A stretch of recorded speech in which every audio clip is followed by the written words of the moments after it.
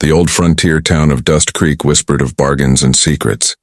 When a ranch hand named Eli Thompson bought a rundown cabin at the edge of the prairie for just 50 cents, most folks laughed. The roof sagged, the chimney leaned, and weeds swallowed the corral. Yet Eli saw promise.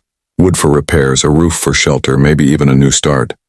He never imagined that beneath the cracked boards and hay-strewn floor, a story darker than the prairie nights was waiting to be uncovered.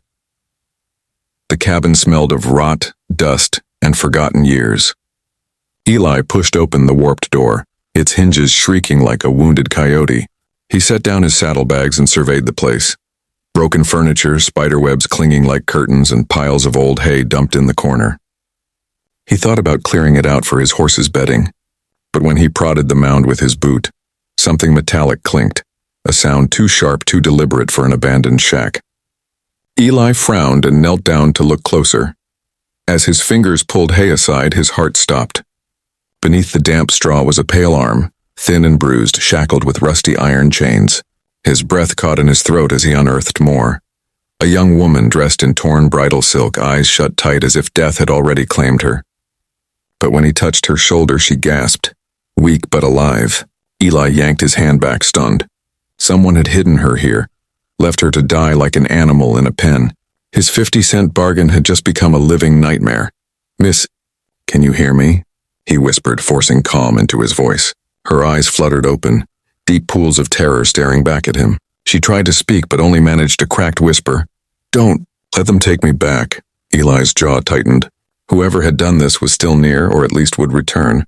He drew his hunting knife and began sawing through the rusted shackles.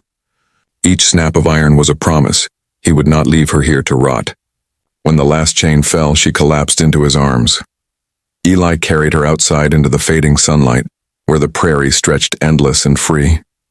She blinked, squinting at the open sky as though she hadn't seen it in weeks. He gave her water from his canteen, watching her gulp greedily. She was young, no older than 20, her gown stained with dirt and blood. "Name's Eli," he said gently. "You're safe now." After a pause, she whispered, "Clara." She clutched his arm as though letting go meant death. Eli wrapped his coat around her shoulders, his mind already racing with questions and dread. That night, inside the cabin's broken walls, Eli built a small fire. Clara sat wrapped in his coat, her hands trembling. Bit by bit, she told her story. She'd been forced into marriage with a cruel cattle baron twice her age. On the night of the wedding, she tried to flee, but his hired men caught her, beat her, and dragged her to this cabin to teach her obedience. Shackled and hidden beneath hay, she'd been left with scraps of food, waiting for her spirit to break. "I prayed someone would hear me," she whispered. Eli's blood boiled. He knew the cattle baron, Jedediah Crane, a man feared across the county. Crane owned half the grazing land, and his men carried rifles with more authority than any sheriff. To defy him was to court death. But as Eli looked at Clara, her face illuminated by the flickering fire, he knew there was no choice. "She